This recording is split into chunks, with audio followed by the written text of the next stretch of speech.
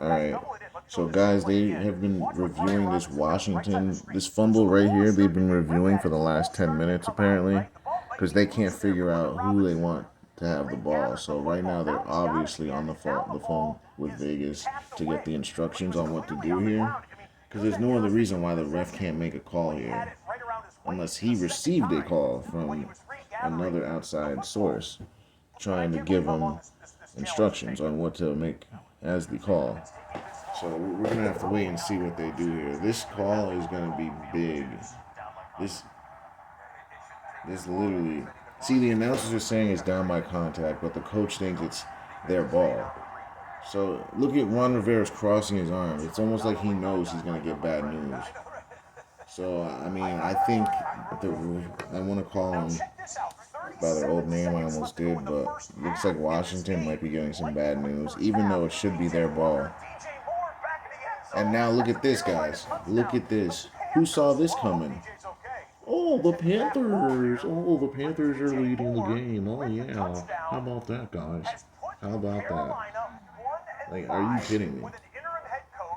Because everyone picked the Bucks to destroy this team. Because they should. Because they should. Like, let's be honest. They should be destroying this team. But now they want us to believe that they're dropping passes, and that's the reason that they're not. Like, stop it, guys. They're trying to sell us this Panthers game right now. This is so dumb. They're going to take everyone's money on the Panthers game. I see that coming. So if you bet on that game, you're probably going to lose your money. Vegas is coming for you. So, alright. So it looks like they did the right thing for once. Let's see if Washington can capitalize on this. Because this game is far, all these games are far from over. You gotta remember, the first half is a show. It's to get people to panic. It's just like the stock market. What happens when you see a stock drop down so much? Like, say you bought it at like $60 and it's down to $45. What are you gonna do? You're gonna panic and sell off, right? That's what they're trying to get people to do. They're trying to get people to flip flop their picks. But whatever picks you made, I would just hold strong and wait till the fourth quarter, because that's really when you're going to see everything come to fruition. Right now, they're just trying to panic everyone. And they're doing a damn good job of it. Like, I must add. Like, the Cowboys are down. The Bucks are down. The Falcons, if they're exposing offense, can't sniff an end zone until now. The Colts are somehow losing to a team that has no wideouts. But they do have a run game, though. They have no quarterback until they decide to make him Joe Montana. So it's kind of like you don't know what you're going to get with Tannehill until Vegas decides. And now you got the Jags balling like they should have been balling the last 3 weeks. Like, it's like, why weren't they playing like this the last 3 weeks? Oh, now all of a sudden, okay, now all of a sudden against a 5-1 team. Makes sense. And then, who else? Yeah, the Browns are doing what I thought. I thought the Browns would make this a close game, so possibly win. So we'll see. But I think that Seahawks game, people are going to be disappointed with that one. And the Raiders game, too. The Texans might win that game and just piss everybody off. The Raiders should not lose to the Texans, but I wouldn't be surprised. Like, if they won, and I wouldn't be surprised either if the Chargers lost as well. Like, those are two teams. The Raiders and Chargers should not lose this week to their opponents, but you don't know what Vegas is going to do. And Chiefs 49ers, that can go either way. I know I flip-flopped my pick because of McCaffrey. The reason I'm doing that, I don't even know if McCaffrey's enough, because the Niners, they have so many injuries. They still don't have their left tackle. They're missing a bunch of defensive guys. The Chiefs might still beat. It's going to be a really good game, guys. It's really going to be a good game. That's what it's going to come down to. It's going to come down to the last. Probably whoever has the ball last. That's what I would say. Steelers, Dolphins. I think that could be a high-scoring game as well. But that's going to be tonight. So we're going to watch that tonight. I might live stream that game. And just talk. Maybe for the fourth quarter, I live stream the Miami game and Steelers game. And maybe at some point we'll live stream. We'll probably do the. If it's a good game, we'll live stream the end of the game. That's probably what we'll plan to do. I know I don't live stream that much, but it's because I'm trying to like get everything in real time and get it out to you guys. I think that's more valuable. Look at that magnet catch. Jesus. Look how far off these two are lined off the ball.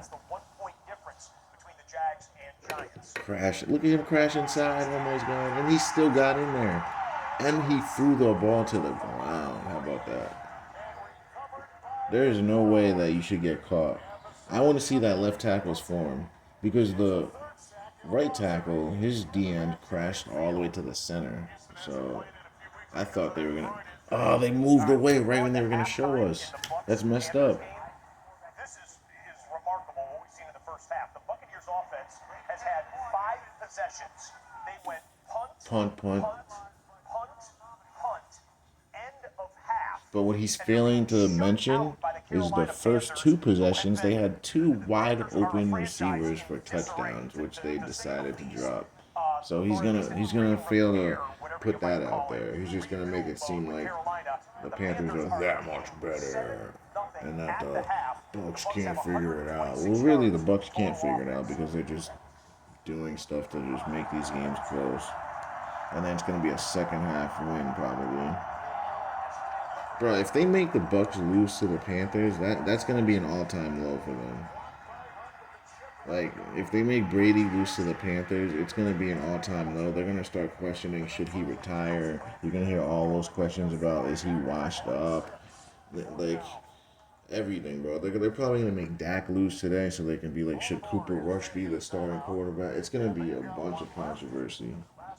Like, don't be surprised, man. Like, I can see a bunch of the stories playing out already right now. Look at that crash inside. And then he fumbled. How convenient. How convenient, guys. You got Tony Romo laughing at Dak, and they finally make a good play, and the dude gets flipped over and fumbles the ball as he's bracing. Yeah, they have it. See, man, this is ridiculous. And this is why Detroit's probably going to win. Because of stuff like this. Or they'll cover. I had the Lions covering anyway, so I'm not mad at all. Like, I want the Lions to keep doing this because I literally have them covering. So, go Lions, you know? Because I knew they would do this. Like, I knew they would screw with Dak. I knew that they wouldn't just let him just roll right through him. I just had a feeling, bro.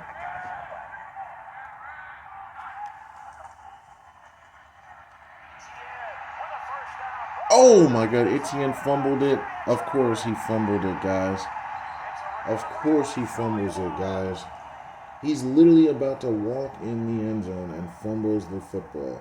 Giants ball. How about that? The guy, if that guy was smart, if he was smart, he should have let the ball bounce out of the back of the end zone because then they would have gotten 2 points and the ball.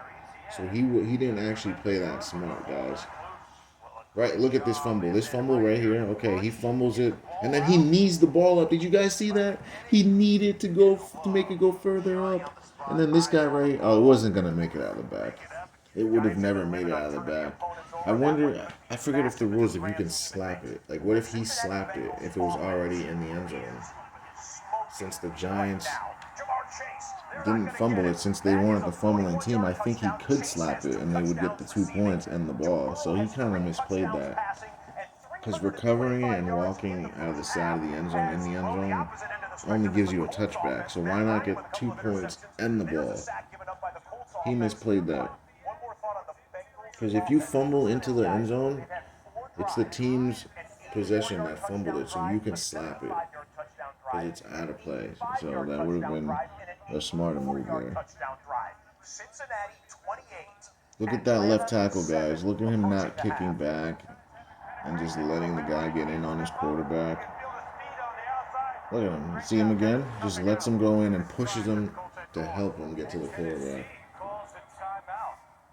And this is why the Colts are not going to win because their guys aren't blocking. I don't think the Colts are even a good team anymore. I don't like. I'm only gonna pick them now when they're playing premier teams. When they're playing crappy teams, I'm never gonna pick the Colts again. I'm only gonna pick them when they're playing against like the Chiefs or like the Bucks or like a good team that they shouldn't beat. That's the only time I'll ever pick the Colts again because they only lose to teams that they should be beating. Seems like a lot of teams do that, especially this year. It's an incomplete forward pass, and that'll bring up fourth down. And now the punt unit has to come on. Now it's fourth down. Everyone's thinking, oh, Washington's going to lose, but it's a 14-10 game. They get the ball back. I have Washington covering this game. Like, the Packers might win. They might sneak away 3-point, 2-point game, you know. But I got Washington covering. They're going to cover their ass, man. But Carson Wentz is still better than this guy. Let's be honest, bro. This guy just threw the worst pick six I've ever seen. Like Carson Wentz, he throws pick sixes, but not like that. It does not look like that, man. Like his pick sixes, I can understand what he's trying to do. Like this guy right here, like I don't even understand what he's looking at. It's like, what are we doing? Yeah, I don't think the Falcons. Oh, the Falcons just scored. All right, good. All right, if the Falcons get the ball, they just got to cover within 7, and I'm good. I just need them to cover 7, and I think they'll be able to. Mariota goes deep. Nice. Notice how the safety's not further and back deep. He just lets the guy go. Of course he does. So now I'm starting to think that they let the Bengals get out in front to make us think they're going to win, and the Bengals lose in the second half. It seems like that's what's going to happen now. Because I was really, like, discouraged at that 21-0, but then I remembered it's the NFL, and it's all a show in the first half. So then I was like, you know what? Oh, let's watch it. You look at this safety, guys. What is he doing? And then look at this guy. Why is he so far to the left? I can't wait to show you guys this play. Because that guy, he was way too far left. And there was no threat of anyone going deep. He should have been more to the far. I said the right. I meant to say the right. He was too far to the right. He should have been further left where all the threats were. He made himself go to the right just so he couldn't get there in time. Oh, that's so funny, guys. Like, why wouldn't you be over the top, at least over the middle? Like, why would you be far right? Like, it makes no sense, because they were in trips left. Defense is left. Offense is right. So if you're in trips left for the defense, you should be further over. You should be at the middle to the left hash, not on the right hash, trying to work back to the left hash because the ball's thrown there. Like, it just doesn't make sense. You would never do that. I wish I could show that play again in slow motion. I could show you exactly what that safety did wrong. But you know what? I actually can. I can do a video of my video and slow it down and actually show you guys. So I'm not worried about it.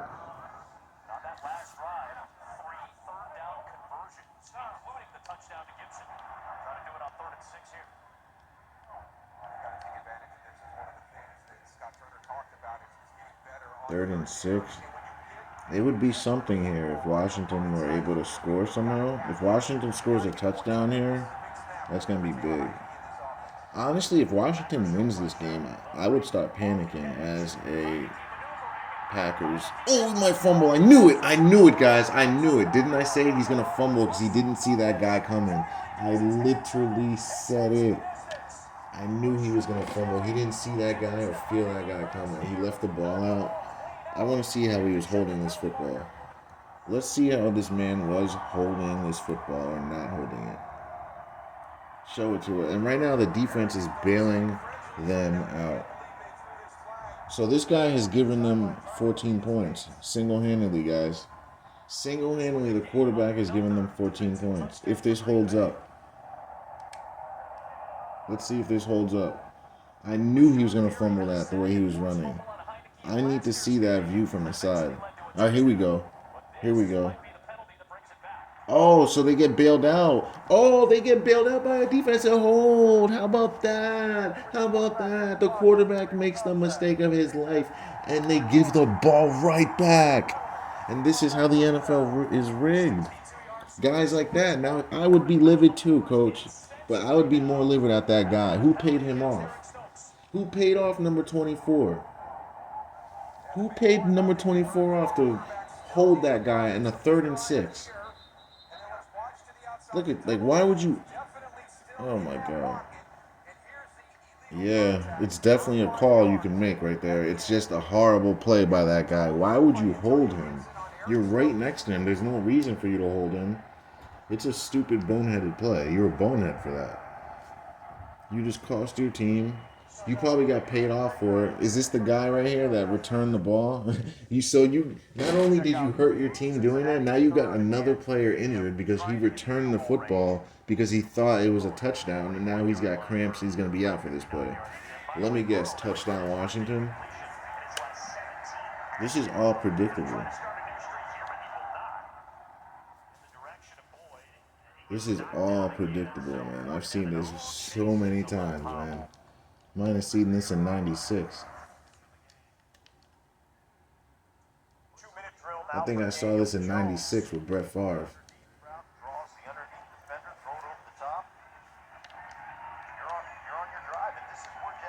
What's going on with the Packers, I'm saying.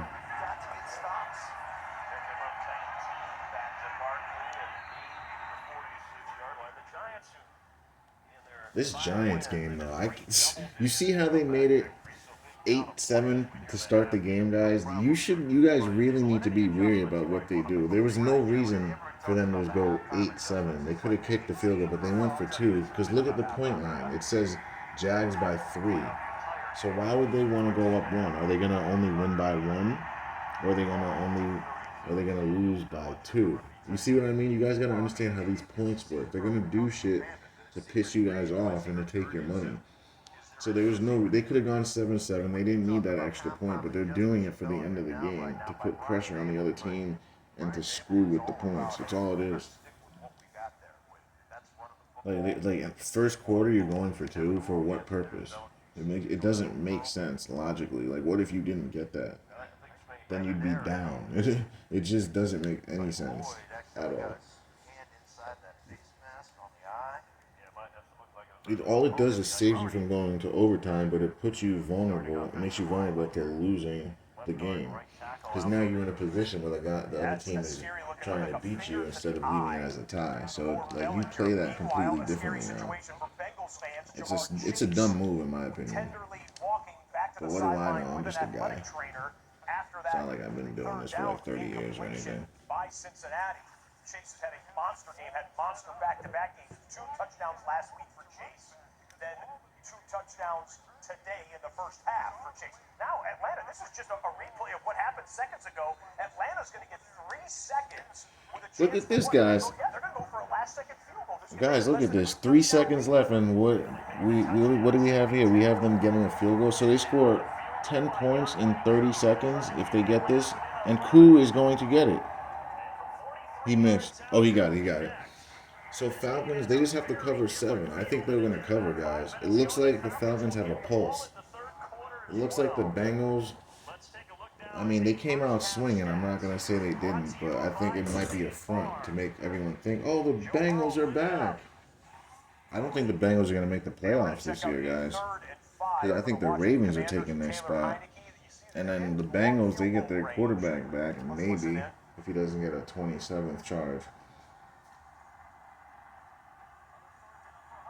Look at this. 3rd and 5. So they're going to have to kick it, right? So let's hope Washington makes this kick, though. Uh-oh, muff? Oh, I thought it was going to be a muff, but I forgot that they scored, so it couldn't be.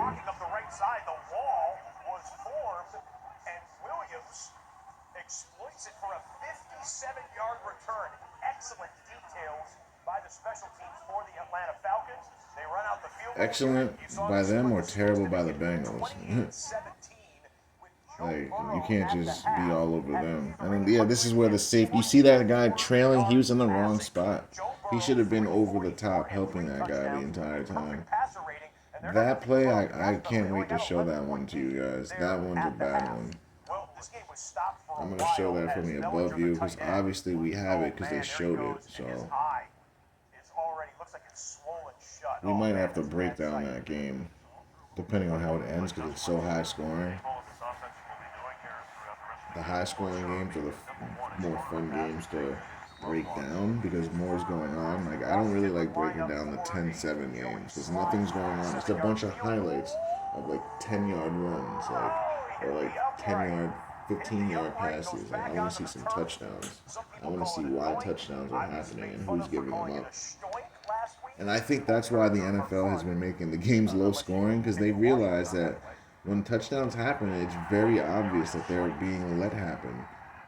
So they're realizing that people are catching on. So they're making the games low scoring so they don't show the mistakes as much. Because when they're giving up touchdowns, they're egregious.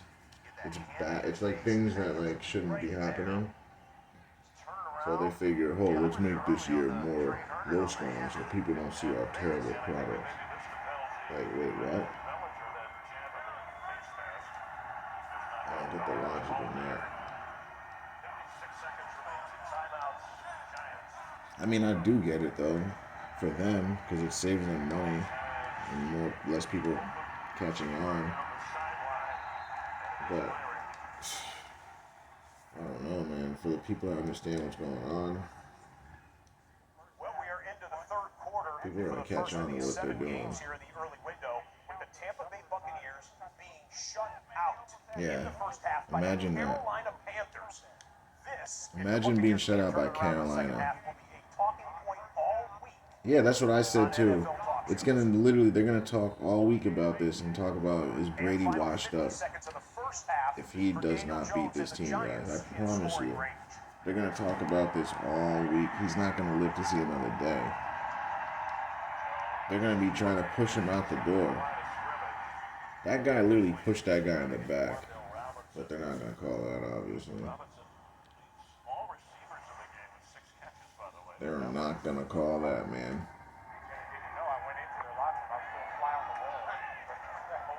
I can't believe Brady agreed to this. Like, yeah, I'll let Baker Mayfield beat up on me in the first half and not let me score anything with my guys dropping wide open passes. I'll agree to that.